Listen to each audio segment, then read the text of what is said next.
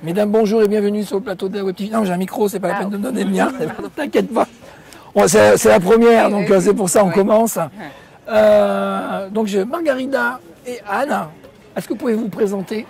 Oui, Margarida Romero, je suis professeure à l'Université de Nice Sophie Antipolis à l'ESP et j'ai le plaisir de collaborer entre autres avec Anna Chiardola. Donc Anne Chiardola, je suis inspectrice de l'éducation nationale du premier degré et doctorante en sciences de l'éducation à l'AMU, à l'Université de Marseille. En sciences de l'éducation à Marseille, Marseillaise et Nice, donc le sud de la France. De quoi vous allez nous parler aujourd'hui? Oui, donc on va vous parler d'un projet qui est un projet de construction. De la ville, donc un projet qui allie à la fois des sciences urbaines, des arts plastiques, mais également des mathématiques, de la robotique, plein d'aspects. C'est un projet qu'on a initié au Québec, à l'Université Laval, donc ça s'appelle Smart City Maker, construire la ville par la fabrication. Intelligente. Intelligente. Voilà, intelligente parce qu'on y rajoute des capteurs, on y rajoute des robots qui vont essayer de ne pas se cracher les uns sur les autres, donc il faut qu'ils se détectent, ils se vite. Donc c'est un projet interdisciplinaire dans lequel les élèves... Combien d'élèves? Combien d'élèves? Combien d'élèves? Combien d'élèves? Combien de classes? Combien de classes? Donc au Québec, on a eu deux écoles, donc les collèges Beaubois, qui est une institution à Montréal, et on a eu aussi l'école Stanislas, le collège Stanislas à Québec. Donc eux, c'est une classe, mais au collège Beaubois, c'est toute l'école. Une classe, c'est 20, 30? Au Québec, c'est 25? Ah, 25, dans les 25. Ouais. Et on a fait aussi ces projets-là, donc en arrivant à Nice, donc, parce que j'ai passé du Québec à la France, donc à Nice. C'est plus chaud. C'est un peu plus chaud, oui. À peine plus chaud, oui. Donc, au-delà du changement climatique, on s'est dit, ces projets-là, et si on les perpétuait, et on faisait aussi des instances de ces projets-là également en France. Et puis, c'est comme ça qu'on s'est rencontré avec Anne, mais aussi avec David Cohen, donc un enseignant du collège Berton à Antibes. Et on s'est dit, on va décliner ces projets-là en faisant la ville du futur d'Antibes. D'accord. Et donc les élèves en type, c'est dans le collège, c'est qu'en 6e, 4e, 3e? C'était en 5e. 5e. Alors moi j'étais pas au hasard dans cette classe de David Cohen parce que j'étais intéressée par observer ses gestes professionnels d'enseignant un petit peu atypique, un petit peu créatif, et j'essaie de mettre en place des observables pour voir comment on peut repérer un enseignant créatif et qu'est-ce que c'est et comment il va pouvoir mobiliser ses élèves autour de la créativité, et notamment dans des projets comme ça d'ambition où les élèves sont amenés à co-créer ensemble, à pouvoir développer en autonomie avec leurs propres idées, sans une posture très contrôlante du maître, mais plutôt en retrait, voilà, développer cette créativité. Donc on s'est rencontrés dans la classe toutes les deux et puis ça a fait tilt. Voilà. Donc, vous avez fait tilt. Concrètement, le projet a démarré quand sur la France? Parce que là, on n'a pas donné les dates. Ça a démarré, je pense que c'était janvier, autour d'un café, comme démarrent tous les bons projets. Donc, là, il y a des bières aussi, il n'y a pas que du café. Dans le sud, c'est le rosé. Hein, mais ouais. Ah bon, David, non, en fait, voilà, on s'est pris un café. Et puis on a commencé à parler. Et puis lui, il avait une inspection, il se disait qu'est-ce que je vais montrer. Et moi, j'avais une idée folle de dire, tiens, est-ce qu'on ne ferait pas un projet autour de la ville? Et puis moi, je rentrais au Québec, donc on a fait la première expérience.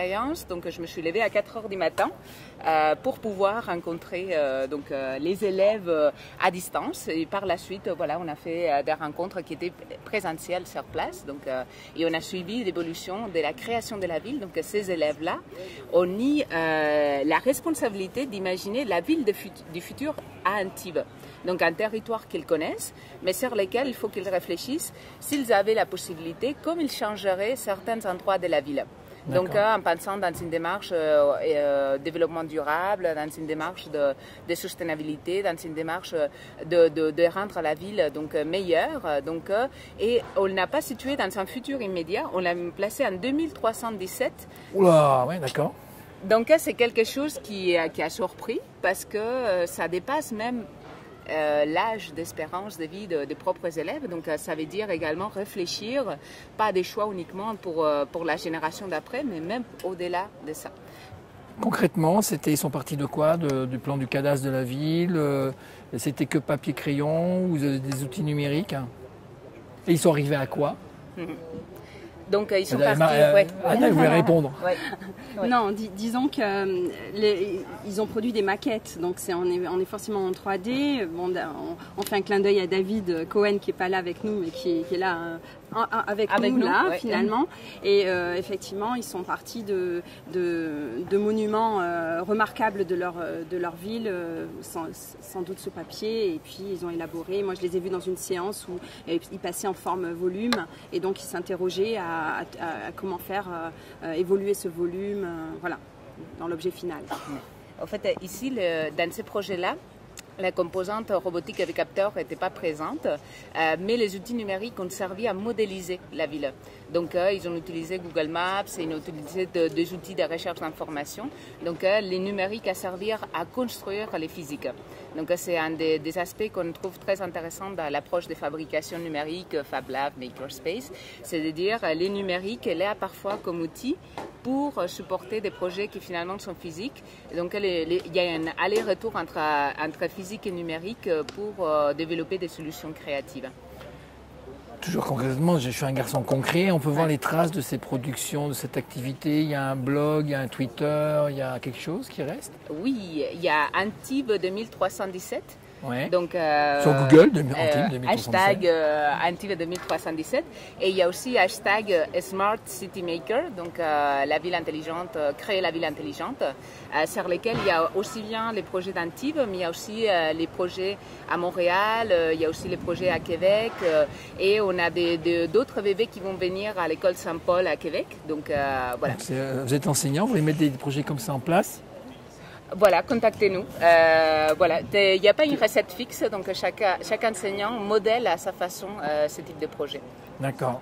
L'avenir, le projet, l'évolution en moyen terme, court terme, long terme? Alors, on est en train d'écrire un article quand même là-dessus autour de cette créativité, de comment favoriser des actions créatives chez les élèves et avec les élèves. Et donc, effectivement, c'est un regard bien précis sur les enseignants qu'on porte. Et les élèves, contents, pas contents? À la fin, tu as pu faire une évaluation? Le gain, parce qu'on a regardé du point de vue de l'enseignant, parce que c'était un petit peu en tant que formateur, c'est un peu ce qui nous mobilise. Néanmoins, le gain au niveau des élèves, c'est qu'effectivement, il y a un engagement qui est tangible, il y a une estime de soi qui est remontée, puisqu'on est capable de présenter son projet, d'argumenter, d'invalider un projet collectivement, de pouvoir se situer et prendre sa place dans ce groupe. Donc, on est dans la collaboration. Parfois on coopère, donc on mélange dans des projets comme ça toutes ces notions qui sont pour l'instant les futures compétences à développer pour le 21e siècle.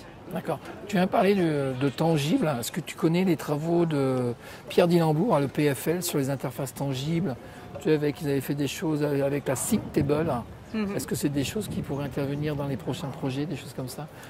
En gros, pour ceux qui ne connaissent pas, tu as des objets comme ça, tu as un vidéoprojecteur qui projette une image par-dessus, au-dessus de ta table.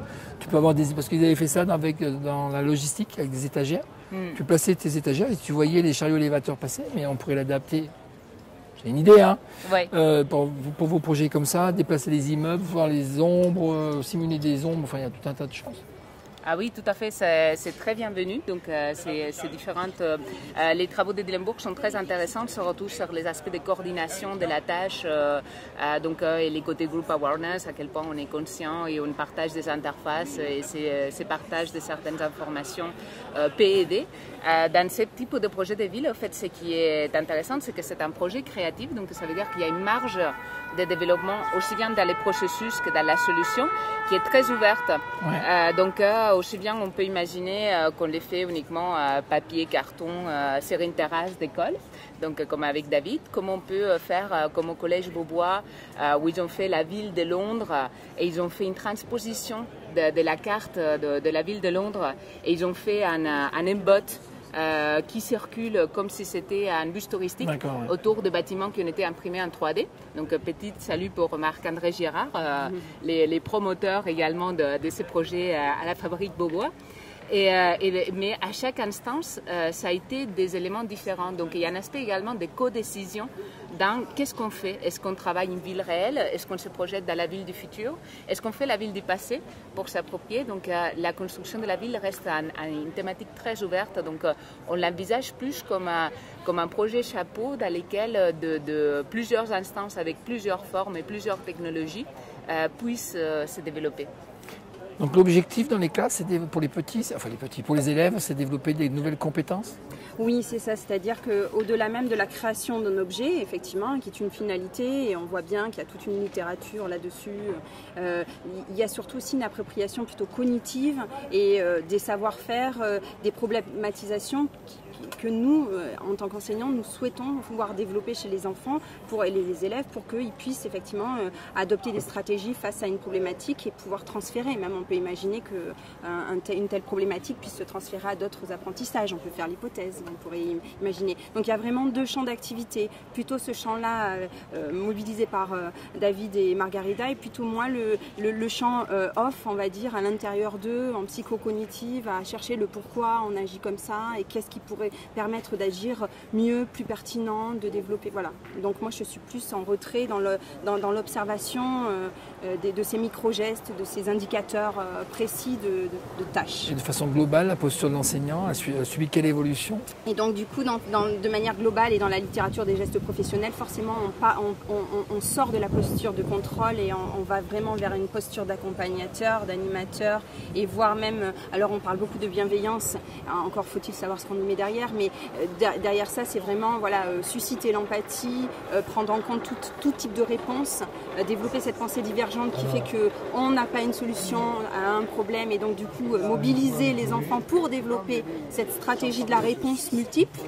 Voilà, donc l'enseignant est là, il crée un environnement. Et la classe de David s'y prêtait tout à fait. C'est une classe lab avec des coins, avec un bien-être, un bien-vivre à l'intérieur, des enfants qui se lèvent, bien sûr dans un respect. Donc on voit bien que la posture de l'enseignant et la posture de l'élève dans ces contextes-là changent totalement, et on sort de ce carcan ou de cet immobilisme, immobilité dans la classe.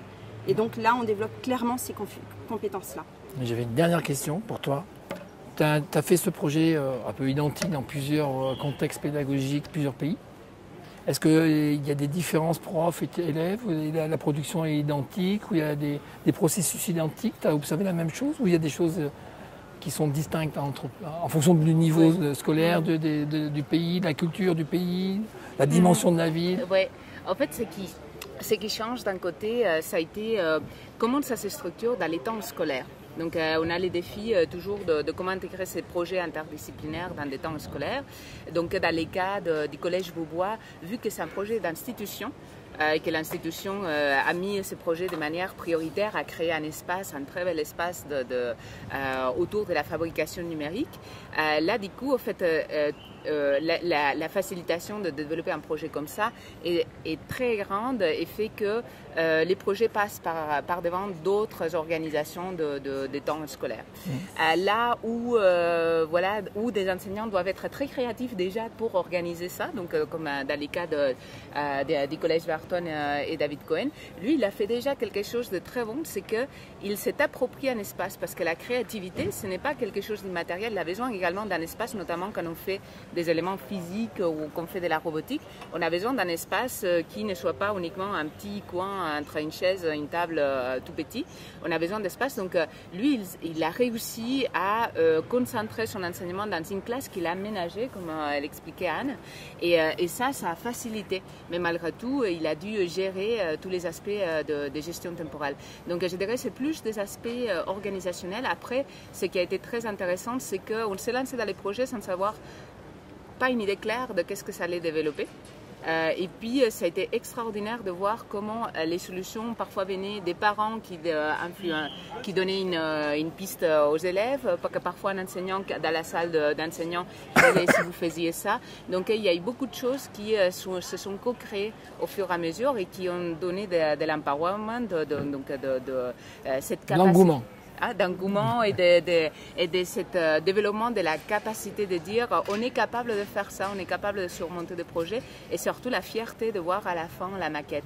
Et la maquette, une fois finalisée, la maquette qu'on a fait à l'Université Laval avec les futurs enseignants, une fois finalisée, qu'ils ont vu comment les différents quartiers, chaque équipe avait fait un quartier, se sont assemblés, les robots passaient à l'intérieur et comment se coordonner, a été magique parce que ça a été de dire, voilà, individuellement, on ne voyait pas où est-ce qu'on s'en allait et collectivement, on a réussi à faire quelque chose qui tient la route et à se coordonner sur voilà, où vont passer les routes, comment on va maîtriser les trajets, etc.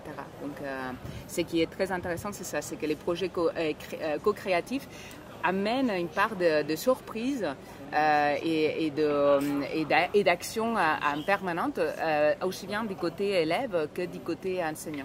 D'accord. Moi j'ai une dernière question. Il faut que je coupe. J'ai une dernière question quand même. Est-ce qu'il y a des gens extérieurs qui sont intervenus, des architectes, des concepteurs d'immeubles, des gens comme ça, en dehors de l'école, qui ont intervenu sur le projet ou pas? Sous forme différentes ou variées? Ouais. On aimerait bien. Donc, dans cette première étape, ça a été concentré sur les personnels de l'école. Ouais. Donc, les seuls qui sont intéressés, influencés dans les cas de collège, donc ça a été les parents. Donc, c'est des points très ponctuels. Mais on n'a pas eu d'expertise comme ils ont développé les aventuriers, donc un modèle très intéressant. Donc, ça pourrait être un élément à développer par ailleurs. Donc, développer davantage l'expertise. Merci, mesdames. Je me fais engueuler. Alors, on va être obligé de couper. Merci. À la prochaine. On se retrouve sur Twitter sur Margarida Romero, Anne Cardella. Et ben voilà. Merci. Merci.